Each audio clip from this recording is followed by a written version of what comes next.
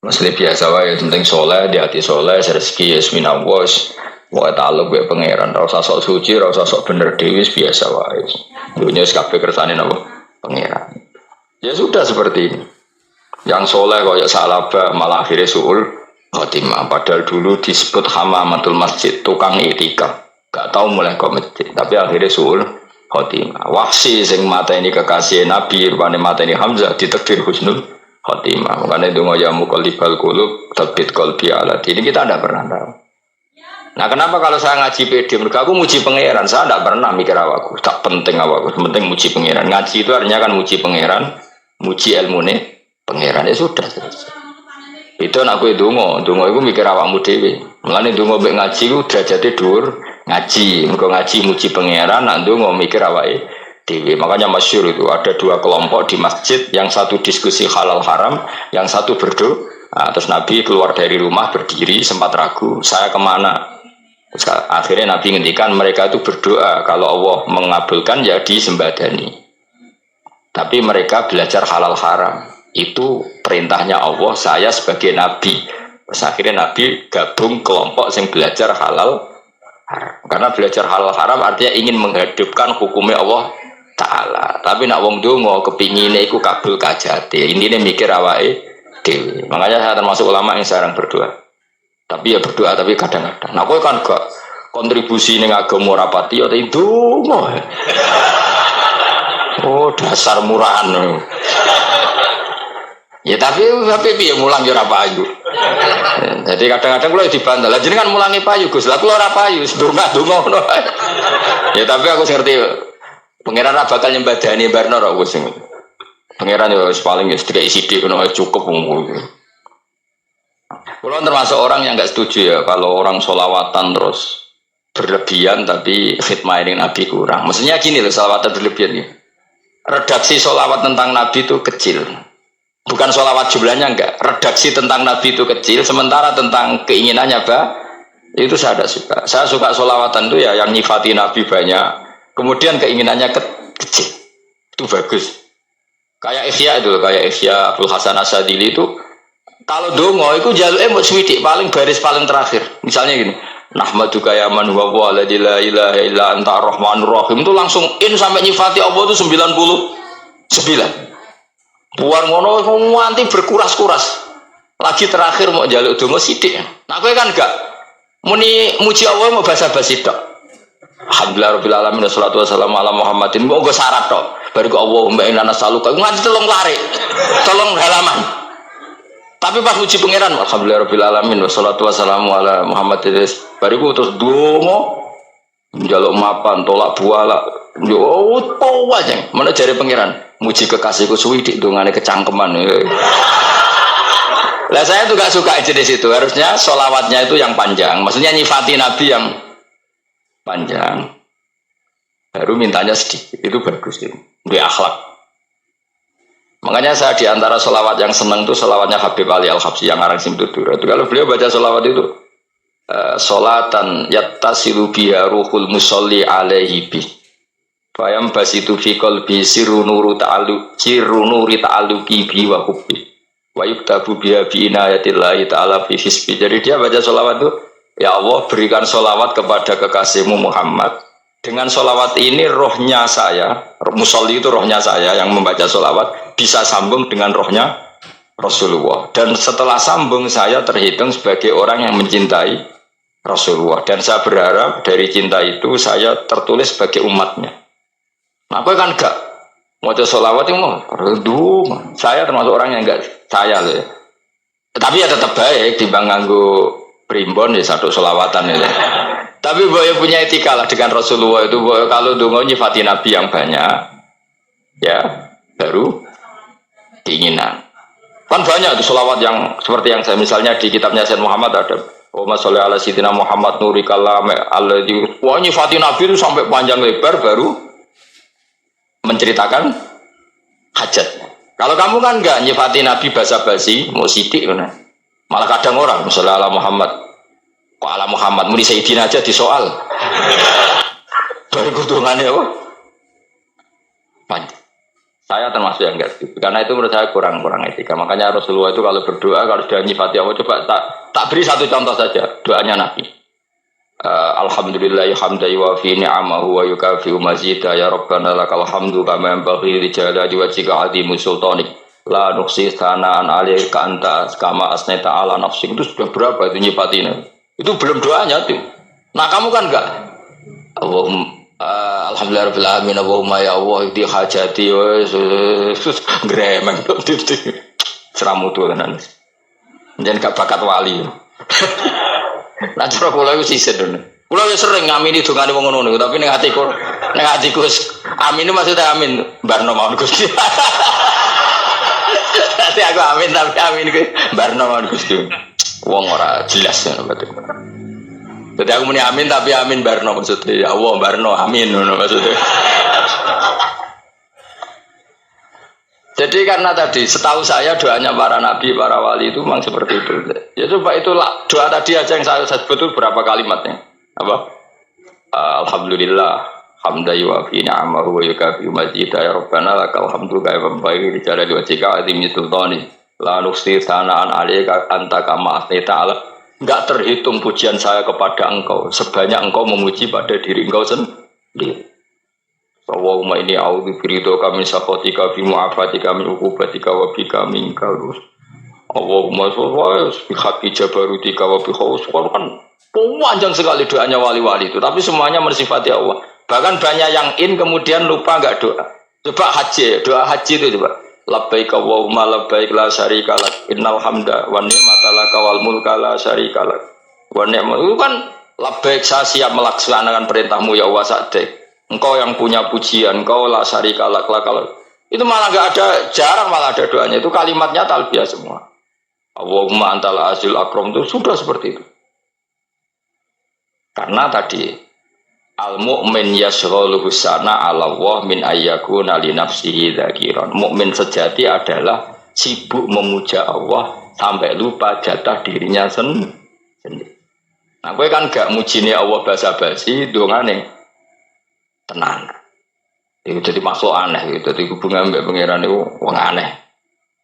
Ya tapi jangan bakat wali, semuanya ikut dadine semuanya itu. Ya dong ngono, kok mari wali kakean malah gak elit. Jadi kenapa? Tapi saya mohon itu di sholawat itu usahakan jumlah, paling enggak jumlah sholawatnya banyak, doanya sedikit. Paling enggak misalnya kamu tidak punya kalimat yang baik, ya mau sholawat ping 100 itu gak ada salah. Biar gue iling-ilingan kita menyebut kekasihnya Allah lebih banyak ketimbang kita menyebut hajat kita sendiri, ya gitulah. Paling tidak punya etika seperti itu ya. Kalau kamu nggak punya segot-segot sing keren, bacalah sholawat berapa 100 terus cerita awam Gusti utang kula kathah mengira jawab wis roh.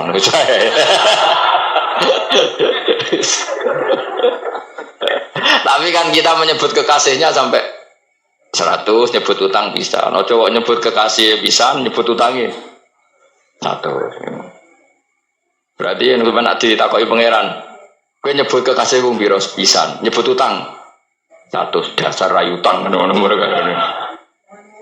Ya ada, saya termasuk orang yang enggak setuju tadi. Jadi kalau redaksi sholawat cari yang mujinya Nabi lebih lebih banyak, karena itu nanti lebih diridhoi Allah Taala. Coba Allah sendiri kalau nyebut nabinya itu hitung saja. Laqad ja'akum rasulun min anfusikum. Jadi rasulun min anfusikum, seorang rasul yang sejenis dengan kamu. Terus azizun, orangnya sangat terhormat. Alaihi ma'anitum, rasul ini siap menanggung apa yang kalian tidak mampu. Kowe ra bakat mlebu swarga baru kaya syafaate Nabi akhir mlebu swarga. Kowe ra kelar korban, Nabi tahu mengorbankan kita semua. Dokha Rasulullah bikabsaini, terus hada an ahli wa hada amman lam yutakhi min mati. Ini jenis alihima anitum. Nabi menanggung apa yang kalian berat. Azizun, Nabi itu ali, terus harisun alikum, Nabi sangat berkomitmen menyelamatkan kalian. Haris itu keinginan yang berlebihan, itu jenis apa? Haris, kiai kuno namanya ini ngungseng, keinginan yang over. Nabi itu sangat berkeinginan kita ini maslahat. Terus bil mu'minina ra'ufur. Allah yang super saja kalau nyebut nabinya nyifati sebanyak itu. Ada ayat lagi misalnya, Rabbana wab'ats fihim rasulam minhum yatlu alaihim ayatika. Muhammad itu siapa? Seorang rasul yang membacakan ayat-ayat Allah. Wa yu'allimuhum, seorang rasul yang mengajari mereka alkitab wal hikmah. Wa yuzakkihim, seorang rasul yang membersihkan akhlak-akhlak kita. Jadi artinya Allah punya tradisi kalau nyifati rasul itu banyak. Juga nyifati orang-orang sekeliling rasul. Makanya menurut saya madhab Syiah itu enggak pas. Karena Allah kalau nyifati Rasulullah itu jika nyifati orang-orang di sekeliling Rasulullah, dan itu dengan pujian, yaitu Muhammadur Rasulullah walladzina ma'ahu asyidda walal kufar ruhama'u bainahum tarahum ruk'an sujada yabtawuna fadlan minallahi warid wa nasimahum fi wujuhim min atharis sujud. Itu kan panjang sekali, dan orang-orang sekeliling Muhammad adalah begini. Kayak apa Allah muji para ashabu Rasulillah? Masa kita ikut kelompok yang menghina ashabnya apa? Rasulillah. Makanya kita tetap madzhab ahli sunnah wal jamaah, yaitu mencintai semua sahabat. Karena Allah saja yang Tuhan mensifatinya dengan sehormat itu. Mensifati apa? Ashabu Rasulillah. Disifati orang-orang yang saling kasih sayang sama orang mukmin. Tarahum ruk'an, sujud dan komitmen hidupnya untuk rukuk dan sujud. Simahum fi wujuhim min asari sujud. Sudah asari sujud tidak usah diterjemah, nanti sensitif. Cuma setahu saya asar sujud itu nanti setelah di akhirat orang sering sujud itu jabahnya itu ada nurnya. Tapi kalau ada yang nafsirkan asari sujud itu warna tertentu ya semboy, itu sensitif. Yang jelas asari sujud itu ya sudah seperti itu. Seneng kamu kok hasut. Kowe nyen provokator, nah ono apa ya? Ada hal yang begitu terus mau berlebihan. Teke ya kisimun. Nah, kalau ada kepentingan pokoknya ayat si mahum fi wujuhim min athari sujud, bahwa dalam jabahnya itu ada asaris sujud. Itu masyhur kan, saya terangkan ya, tapi gue jauh sensitif loh, biasa wae. Suatu saat Rasulullah itu ngendikan begini, nanti saya kata Nabi akan nyafati kalian semua. Sahabat-sahabat tanya, ya Rasulullah dengan sekian miliar orang bagaimana kamu mengenali kita? Saya ulang lagi, suatu saat saya nanti akan nyafati kalian karena saya kenal kalian. Maksudnya di akhirat. Ya Allah, di akhirat. Terus sahabat tanya, ya Rasulullah bagaimana engkau mengenali kita sementara nanti di akhirat bermiliar-miliar orang itu. Terus Nabi ngendikan gini, jika kamu punya unta dengan tanda tertentu, saya ulang lagi, jika kamu punya unta punya tanda tertentu, dalam jidatnya ada begini, dalam tangannya ada gini, dalam kakinya ada gini, maka apa kamu bisa membedakan untamu dengan unta orang lain? Ya bisa ya Rasulullah, karena unta kita khas. Misalnya kaki depannya ada putihnya, kaki belakangnya ada putihnya, dalam baduknya ada putihnya. Kata Nabi, inna ummati yut'auna yaumal qiyamati hurran muhajjalin min asaril wudu. Nanti umatku nanti wajahnya juga bersinar, tangan kakinya juga bersinar. Jadi asar itu saya pastikan secara riwayat itu akhirat, maksudnya tentang akhirat. Tapi bahwa yang di dunia ada yang memulai asar itu gak monggo mawon. Loh itu bagus kan, artinya ekspresi percepatan. Tidak apa-apa loh, daripada kalau kue jelas ini gitu. Maksudnya ya orang ngetok, banyak jarang sujud tenan. Wes ora usah sensitif, tapi yang jelas ya nanti. Ya soben kiamat ruang samu. Nanti hisab itu nanti kalau hitung hanya sekitar 3 jam.